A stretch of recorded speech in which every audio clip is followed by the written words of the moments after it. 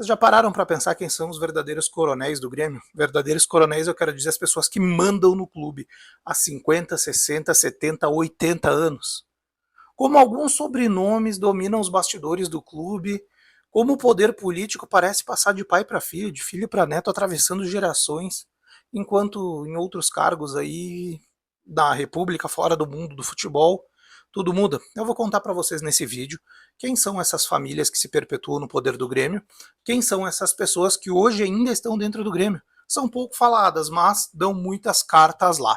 Quero pedir encarecidamente aqui para você que está acompanhando o vídeo, já dá o like que a gente vai fazer uma viagem histórica aqui no Grêmio, vendo família por família, pessoa por pessoa, todo mundo que está lá dentro do Grêmio há muito tempo. Olha, gente, tem família que está aí há mais de 80 anos, para vocês terem uma ideia. Então dá o like, te inscreve no canal, muito importante, canal independente, tu não vai ver nenhum outro canal trazer esse tipo de conteúdo, apontar o dedo, são pessoas muito poderosas, são pessoas de muita influência, principalmente dentro do clube, mas a gente não tem rabo preso com ninguém, não tem rabo preso com o clube, com patrocinadores ligados a essas pessoas, então a gente expõe. Te inscreve aí, tá? Te inscreve aí, ajuda a gente a crescer esse canal aqui, independente, raiz de Grêmio, que traz o que tu precisa saber do nosso clube. Se estiver preparado, a gente vai entender como é que funciona um pouco mais essa política. Então vem comigo e vamos lá, porque são 8 famílias, tá?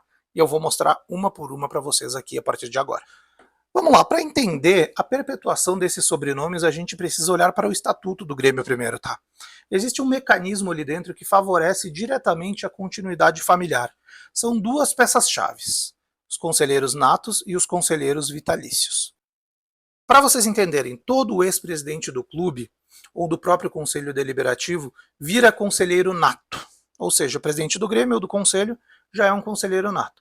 Já os vitalícios ganham a vaga por tempo de serviço prestado ou relevância política. A questão é, eles nunca mais saem do conselho deliberativo. Eles ficam lá eternamente.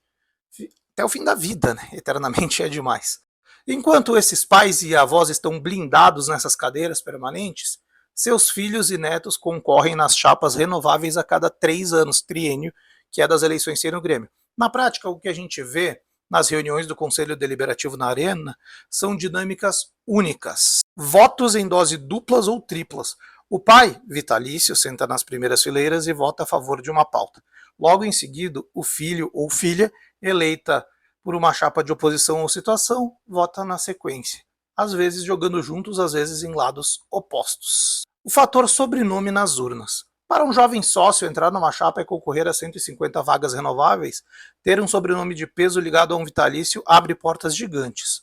Os movimentos políticos como o MGD+, Grêmio Imortal, Grêmio Novo, disputam esses herdeiros para trazer o prestígio das famílias para o seu lado. A renovação lenta, com o número de cadeiras de vitalícios e natos é considerável e eles não saem, a renovação real, com sangue totalmente novo, sem conexões políticas históricas, fica restrita ao percentual de vagas que sobra para os conselheiros eleitos pelo voto direto do associado.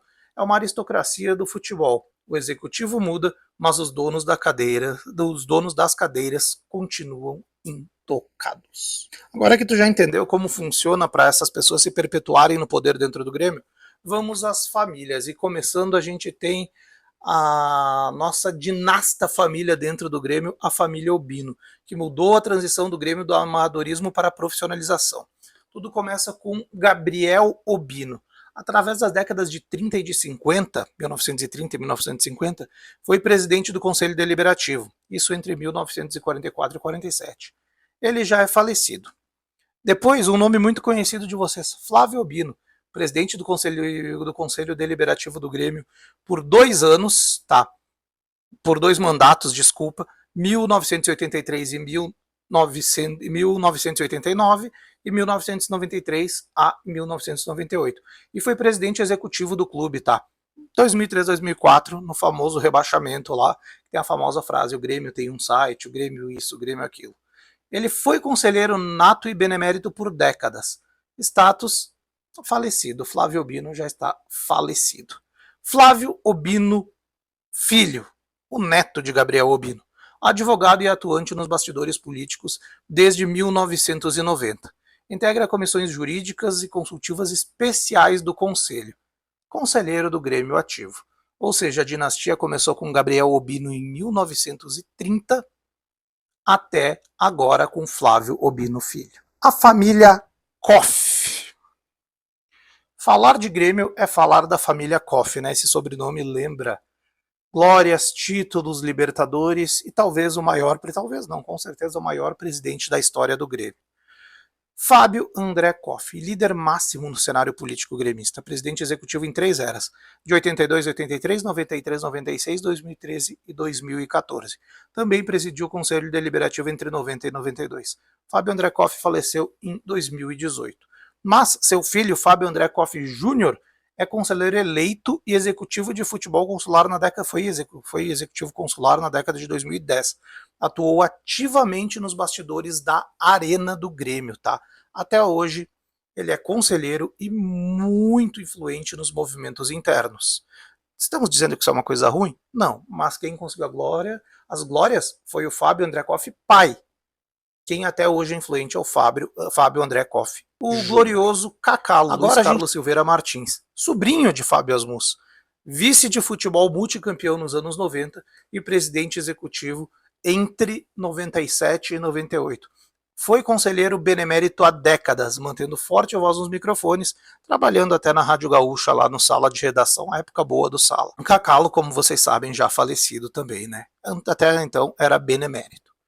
E atual membro dessa ramificação, temos Danley de Deus Rinterholz, o goleiro Danley. Ele é sobrinho de Fábio Asmus, lá da década de 70, e afiliado político de Cacalo. Ídolo em campo que migrou para as chapas políticas no final dos anos 2000, figura carimbada nas nominatas do Conselho Deliberativo, como nas renovações de 22 seguintes. Darley, ultimamente, em todas as eleições do Grêmio, para angariar votos, principalmente para o Conselho Deliberativo, tem papel fundamental, como a gente viu nas últimas eleições ali, entre Paulo Calef e Odorico Roman. Agora a gente chega na família Eli. Ela representa a ligação profunda do Grêmio com a burguesia industrial e financeira da antiga Porto Alegre, por assim dizer. Oscar Eli e Valdemar Eli, industriais e financistas, atuaram na fundação das estruturas fundamentais do clube no conselho nas décadas de 20, 30 e 40. Olha só como faz tempo isso, né? 1920, 1930 e 1940. Ambos já falecidos, assim por óbvio, né? Renato Grilo Eli atuou por décadas na transição do século XX para o XXI dentro do Conselho Deliberativo, focado nas comissões financeiras do clube. Adro Rota Eli, membro da geração mais recente, atua intensamente no Conselho Deliberativo desde 2010, fazendo parte da Comissão de Assuntos Econômicos e Finanças importantes na gestão Arena, conselheiro do Grêmio ativo. Essa família, a família Eli, como vocês podem ver, começou em 1920 e está no Grêmio há mais de 100 anos. Assustador talvez, né? Mas estão aí os nossos queridos. A gente vai entrar num campo espinhoso agora. A família Sirotsky. Sabem quem são, né? O poder da comunicação e da influência institucional dos bastidores encontram-se na família Sirotsky. O sobrenome é popular. Também são donos, digamos assim, do grupo RBS, Rede Brasil Sul de televisão. Nelson Pacheco Sirotsky, conselheiro de longa data do clube, é conselheiro nato e benemérito, com fortíssima influência nos bastidores desde a década de 1980, especialmente nos comitês de articulação da mudança do Olímpico para a Arena, junto de Paulo Odoni. Ainda é conselheiro e figura de consulta política, quase um guru de quem está dentro do Grêmio. Nelson Pacheco Sirotsky é o nome dele. E nós temos também Gustavo Barros Sirotsky, a mais nova geração.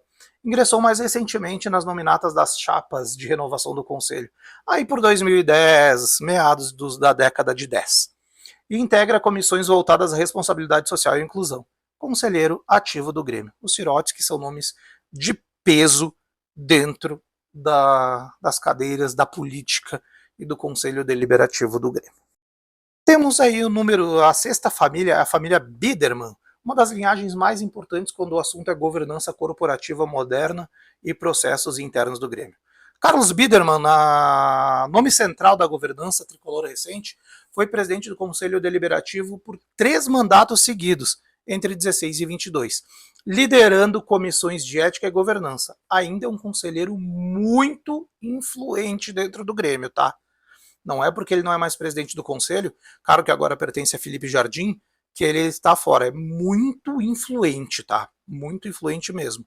E a geração Biderman, filhos e sobrinhas, participam de comitês consultivos e movimentos políticos internos que dão suporte à ala de governança corporativa na década de 2020. Todos ativos, vários sobrinhos e filhos de Carlos Biderman. O sétimo clã que a gente encontra aqui é a família Hansky e Kreff, nome conhecido de vocês, né?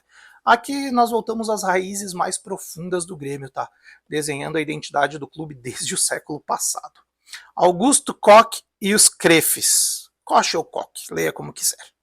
Desde os primeiros anos em 1903 até meados do século XX, os Kreff figuraram na presidência e no conselho. Óbvio que estão falecidos agora.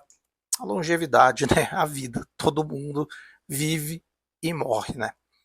Podemos falar também agora de Duda Kreff, vocês lembram dele? Presidente do Grêmio, ali entre 2009 e 2010, e vice de futebol em meados da década de 2010, depois de ser presidente, tá? Permanece como conselheiro, tá? Conselheiro ativo do Grêmio até hoje e figura muito importante nos bastidores, o glorioso Duda Kreff. Como a gente pôde ver, o fenômeno familiar no Grêmio se manifesta principalmente através das vagas vitalícias e conselheiros natos e beneméritos. Uma vez que um membro dessas famílias históricas atinge os pré-requisitos para se tornar vitalício, ele garante uma cadeira permanente no poder, tendo influência diretamente em todos os aspectos do Grêmio.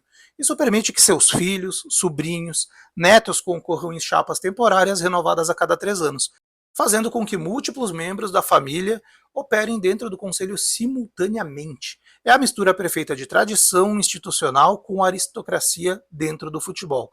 Mas e você, aí gremista, torcedor, que nem eu que está aqui gravando esse vídeo, acha que esse efeito de geração protege a identidade e a história do Grêmio? Ou o clube precisaria de uma renovação mais drástica e rápida no seu conselho? Deixa a tua opinião aqui nos comentários, não esquece de se inscrever no canal, ativar o sininho que é muito importante, dá o like no vídeo e deixa a tua opinião aí bem sincera sobre essas 7 famílias poderosíssimas que estão dentro do Grêmio, algumas centenárias já, tá? A gente se vê por aí, um abraço, até a próxima.